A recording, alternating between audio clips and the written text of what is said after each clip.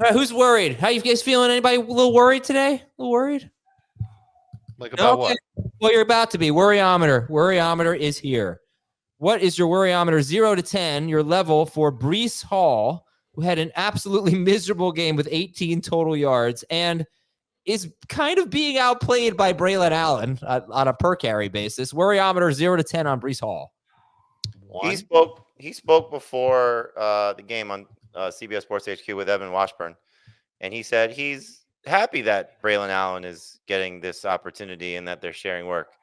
And I wanted to reach through the screen and just choke him and say, "No, don't say that." Like, we're not happy. Don't be happy about that.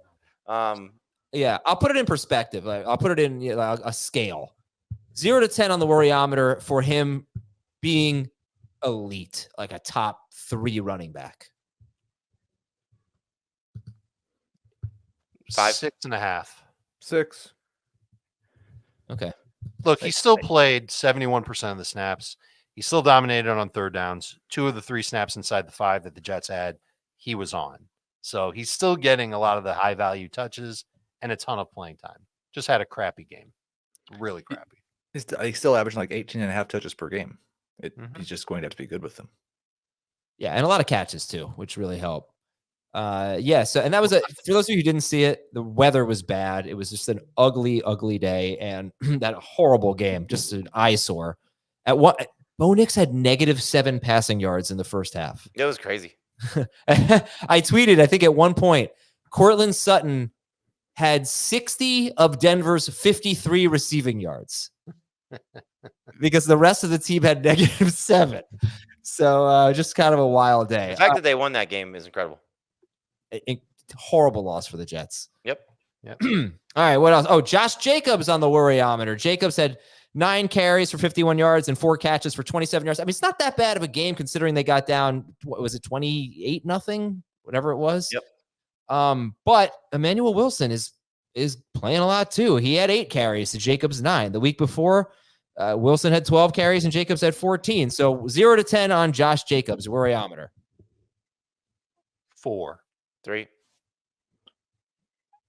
Justifying his ADP, I'll say 6.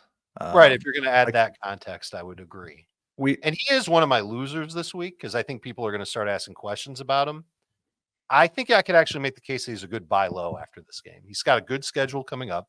3 of his next 4 opponents are favorable matchups. The thing that worries me is just how many carries is he going to keep losing to Wilson along the way?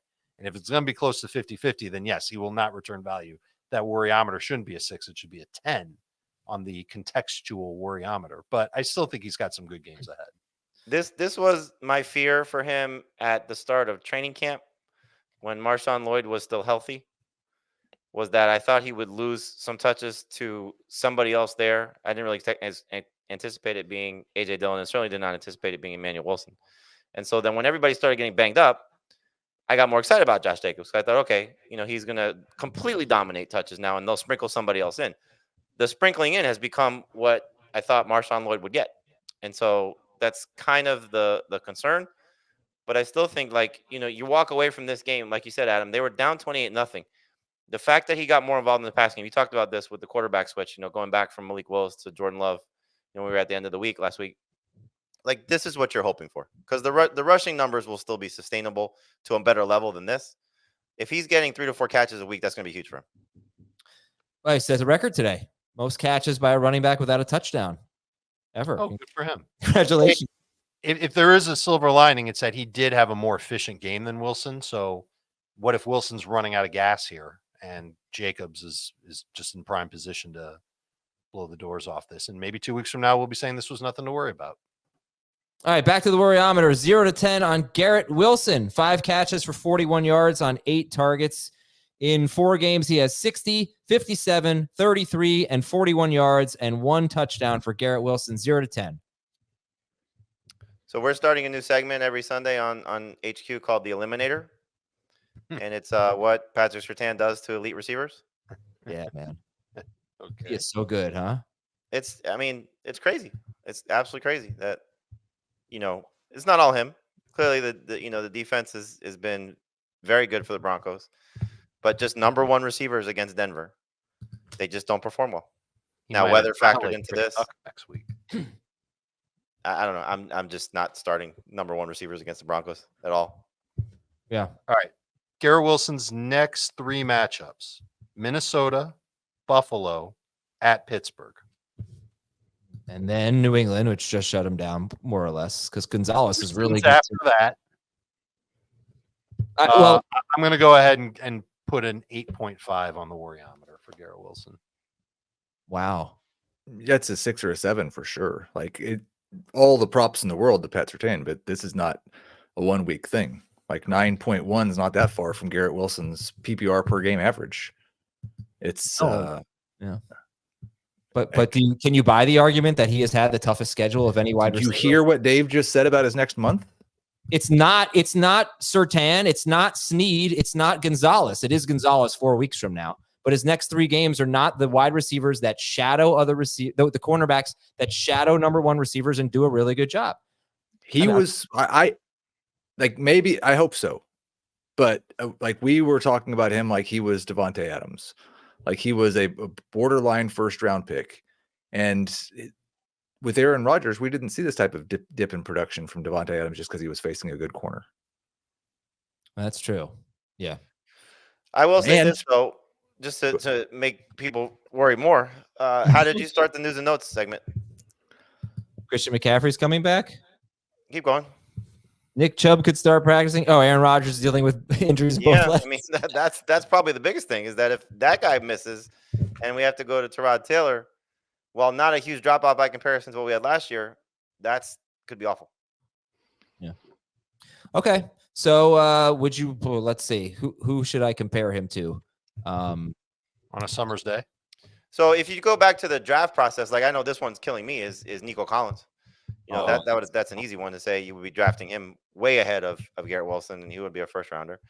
I think you have to put him behind. I'll just go by my rankings. I put him behind Drake London and Chris Olave right now. I put him behind Marvin Harrison right now.